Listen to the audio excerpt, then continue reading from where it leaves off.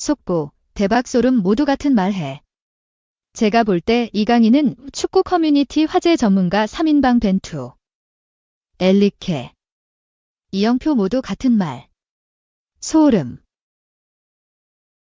뉴캐슬이 선수 한 명을 매각하기 위해 준비 중이다. 공백이 생긴다면 이강인에게 다시 관심을 보일 수 있을 전망이다. 영국의 BBC는 13일 한국 시각 뉴캐슬과 샬럿 FC가 미겔 알미론 이적을 위해 협상 중이다라고 보도했다. 알미론은 지난 2019년 뉴캐슬로 이적한 파라과이 출신의 윙어다. 빠른 드리블과 뛰어난 기술, 활동량 등이 돋보이는 알미론은 뉴캐슬 이적 후 겨울에 합류한 첫 시즌을 제외하면 매 시즌 32경기 이상을 소화하며 뉴캐슬의 핵심으로 활약했다. 특히 지난 2022에서 2023 시즌에는 에디 하우 감독 밑에서 더 좋은 기량을 선보였다. 다만 지난 시즌부터 점차 주전 자리에서 밀려나기 시작했다. 앤서니 고든, 하비 반스, 제이콥 머피 등 쟁쟁한 선수들의 밀려 교체로 출전하는 경우가 늘어났다. 뉴캐슬은 점차 기량이 하락하는 알미론을 곧바로 매각하기 위해 나섰고, 과거 메이저리그 사커 MLS에서도 활약했던 알미론에게 주목한 샬럿의 관심에 협상에 돌입했다. BBC는 샬럿은 알미론 영입을 위해 뉴캐슬과 협상을 시작했다. 알미론은 2019년 애틀란타 유나이티드에서 구단 역대 최고 이적료로 뉴캐슬에 합류하기 전까지 2시즌가량 MLS에서 뛰었다. 알미론은 사우디의 관심을 받기도 했으며 뉴캐슬은 그의 매각에 열려있다고 알려졌다라고 설명했다. 뉴캐슬이 알미론을 매각한다면 다시 한번 관심을 받을 수 있게 된 선수는 바로 이강인이다. 이미 이번 여름 이강인에 대한 뉴캐슬의 관심이 전해진 바 있다. 지난 7월 뉴캐슬 소식을 전하는 맥파이 미디어는 공식 SNS를 통해 지난 24시간 동안 이강인에 대해 뉴캐슬이 PSG에 공식적으로 문의를 했다라며 뉴캐슬의 새로운 디렉터 폴 미첼은 이번 이적 시장에서 이강인을 꿈의 목표로 지목했다. 2019년에 유럽에서 뛰는 최연소 한국인이었던 이강인은 양쪽 윙과 중앙 미드필더를 소화하며 이 능력은 에디 하우 뉴캐슬 감독과 미첼 디렉터에게 큰 매력으로 다가왔다라며 뉴캐슬이 관심을 보인 이유도 설명했다. 이강인은 알미론과 마찬가지로 공격형 미드필더와 윙어, 중앙 미드필더까지 소화할 수 있는 선수다. 뉴캐슬로서는 1994년생으로 이미 30세에 도달한 알미론을 매각하고 해당 포지션에 이강인을 데려온다면 완벽한 전력 보강이 될 수 있다. 뉴캐슬이 이강인의 이적료로 고려한 금액도 알려졌었다. 맥파이 미디어는 뉴캐슬은 약 4천만 파운드, 약 710억 원의 이적료라면 이강인을 영입하기에 충분할 것이라 생각한다. 이강인도 PSG에서 완전 이적하여 정기적으로 1군에 출전하길 원한다라고 밝혔었다. 이미 퀼러 영입 금액으로 막대한 이적료를 준비했던 뉴캐슬이기에 이강인 영입에 투자할 금액은 충분할 것으로 보인다. 이강인으로서는 뉴캐슬 이적이 성사된다면 긍정적인 부분도 충분하다. 뉴캐슬이 이번 여름 이강인이 뛰어난 활약을 보여줄 수 있는 포지션에 공백이 발생하는 상황이기에 주전 경쟁이 수월하다. 뉴캐슬은 우측 윙어로 활약했던 미겔 알미론이 여름 이적 시장이 열린 후 꾸준히 사우디아라비아 이적설이 제기되고 있고, 중원에서도 지난 시즌 막판 우측 중앙 미드필더로 출전하던 엘리엇 앤더슨이 노팅엄 포레스트로 이적하며 공백이 생겼다. 반면 PSG는 최근 미드필더 주앙 네베스 영입을 영입했고, 프랑스 최고 재능 대질의 두의 영입도 임박했다. 제이든 산초까지 노리고 있기에 이강인이 뛸 수 있는 포지션에서의 경쟁이 차기 시즌에는 더욱 치열해질 수밖에 없다. 만약 뉴캐슬이 이강인으로 다시 선회한다면 가장 중요한 것은 파리 생제르맹 PSG의 의중이다. PSG는 그간 나폴리의 트레이드 제안에도 이강인을 포함한 제안은 수용하지 않겠다는 입장을 밝히기도 했으며 잉글랜드 프리미어리그 EPL 익명 구단의 1,000억 제안도 거절했다는 소식까지 등장했었다. 뉴캐슬이 이강인을 데려오려면 PSG를 설득하는 작업이 가장 쉽지 않을 전망이다. 또한 최근 사우디아라비아에서도 이강인에게 관심을 보였기에 사우디 자본으로 운용되는 뉴캐슬과 사우디 리그 사이의 문제도 해결이 필요해 보인다. 뉴캐슬의 선수 매각으로 이강인이 다시 한번 큰 관심을 받을 수 있게 됐다. 이적 시장이 끝나기 전 뉴캐슬이 다시 이강인에게 접근하는 작업을 계획할지도 귀추가 주목된다. 2. 사우디 3,000억 연봉 거절 이강인. 주전 경쟁 더 치열해진다. PSG가 제이든 산초 영입 원한다. 프랑스 매체 레퀴프는 PSG가 올여름 이적 시장에서 제이든 산초를 영입하고자 움직이고 있다고 전했다. 이어 PSG는 이전부터 산초를 지켜봤다. 루이스 엘리케 감독과 루이스 캄포스 단장은 올여름 이적 시장에서 산초와 같이 창의성과 효율성을 두루 갖춘 윙어 영입을 최우선 순위로 두고 있다고 했다. 영국 매체 기브미 스포츠도 비슷한 예상을 했다. 기브미 스포츠는 PSG가 산초 영입을 위해 맨체스터 유나이티드와 협상 중이다.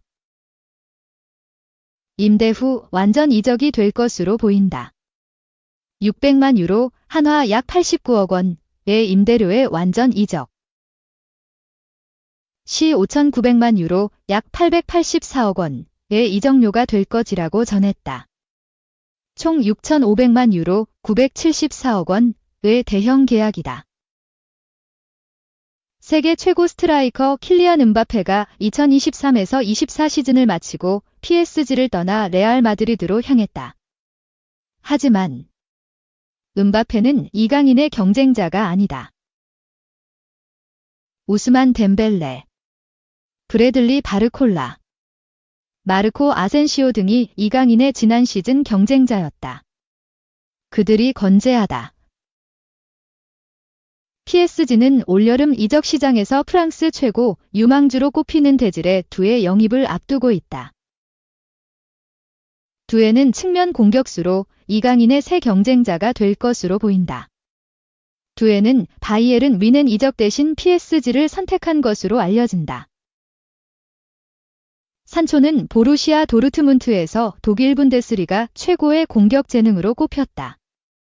2018에서 19 시즌 분데스리가 34경기 12골 14도움. 2019에서 20 시즌 분데스리가 32경기 17골 16도움. 2020에서 21 시즌 분데스리가 26경기 8골 11도움 등 기록이 보여준다. 다만 맨유 이적 후의 경기력은 축구계 기대를 충족하지 못했다. 산초는 2021에서 22 시즌 잉글랜드 프리미어리그 EPL 29경기 3골 3도움. 2022에서 23 시즌 리그 26경기 6골 3도움. 2023에서 24 시즌 전반기 3경기 출전에 그쳤다.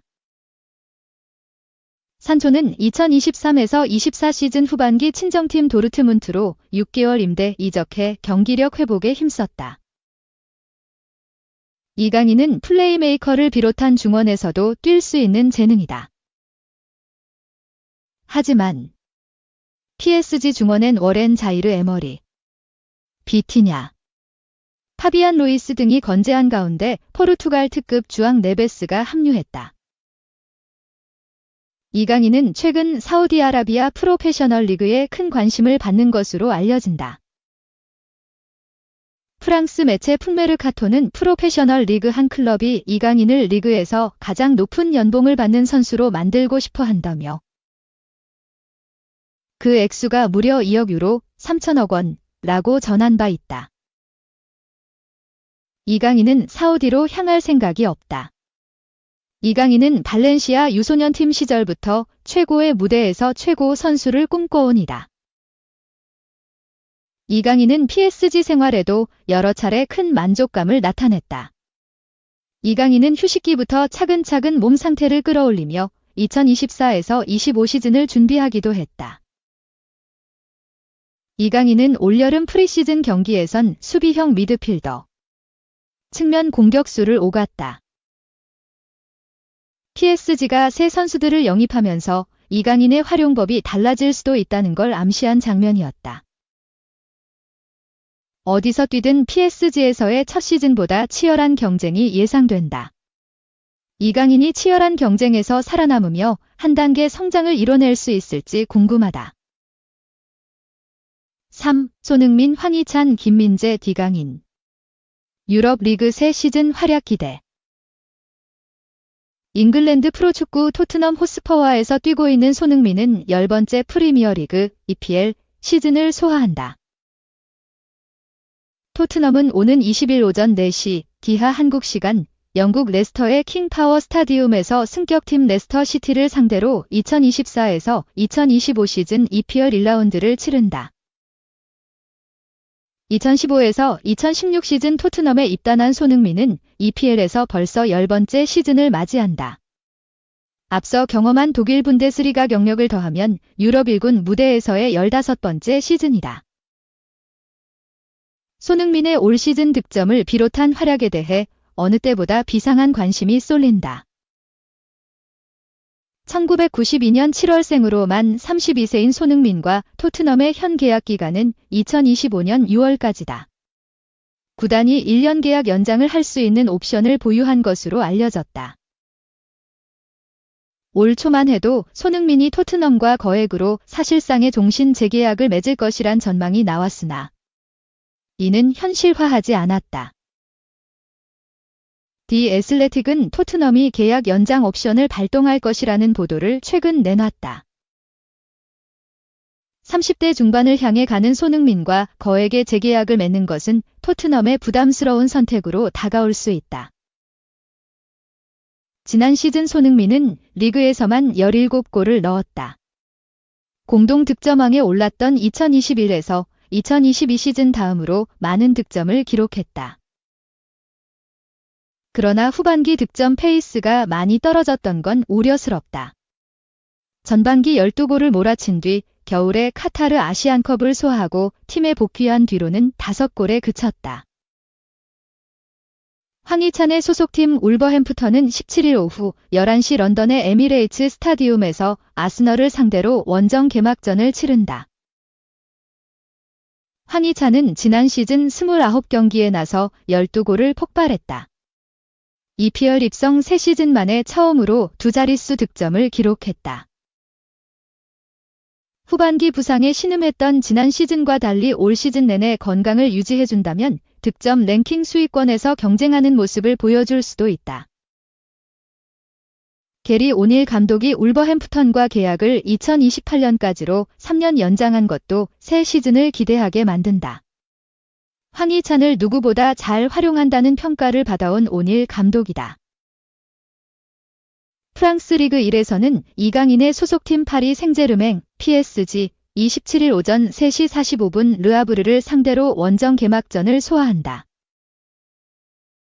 이강인은 PSG 데뷔 시즌이던 지난 시즌 스타 군단 PSG의 주전으로 안착하며 리그에서 3골 4도움, 공식전 5골 5도움을 올렸다. 하지만 2년 차인 올 시즌에도 주전 경쟁은 계속될 거로 보인다. 팀의 주축 공격수인 킬리안 음바페가 레알 마드리드, 스페인로 떠나면서 구단이 중원, 2선 공격 자원을 많이 영입했기 때문이다. 이강인이 올 시즌에도 루이스 엘리케 감독의 눈도장을 받을 수 있을지 주목된다. 프리시즌 최근 경기인 라이프치히, 독일, 전에서 이강인이 풀타임을 소화하고 각종 매체로부터 최고 평점을 받는 등 흐름은 좋다. 경기의 흐름을 읽는 축구지능과 패스 능력에서 번뜩이는 천재성으로 이번 시즌에도 빛나는 활약을 펼쳐 보일 것으로 기대된다. 김민재가 센터백으로 활약하고 있는 독일 명문 바이에른 뮌헨은 17일 오전 3시 45분 울름을 상대로 독일 축구협회컵 DFB 포칼 1라운드를 시즌 첫 경기로 소화한다. 이어 25일 오후 10시 30분 볼프스부르크를 상대로 분데스리가 개막전을 원정으로 소화한다. 김민재는 명예 회복에 나선다. 김민재는 뮌헨 데뷔 시즌이던 지난 시즌 중요한 순간 결정적 실수를 연발해 크게 비난받았다. 특히 레알 마드리드와의 유럽 축구 연맹, UEFA, 챔피언스 리그, UCL, 준결승 1차전 2대2 무승부에서 실점의 빌미를 제공한 건 결정적이었다. 2022에서 2023 시즌 나폴리를 33년 만에 이탈리아 세리에 A 우승으로 이끌고 아시아 선수 최초로 세리에 A 최우수 수비 수상도 받았던 김민재다. 뮌헨 호민 알리안츠 아레나에서 철기둥의 면모를 다시 보여줄 수 있을지 주목된다. 지난 시즌 레버쿠젠의 분데스리가 왕좌를 내주고 2위도 아닌 3위에 머물렀던 뮌헨도 명예를 회복해야 하는 건 마찬가지다.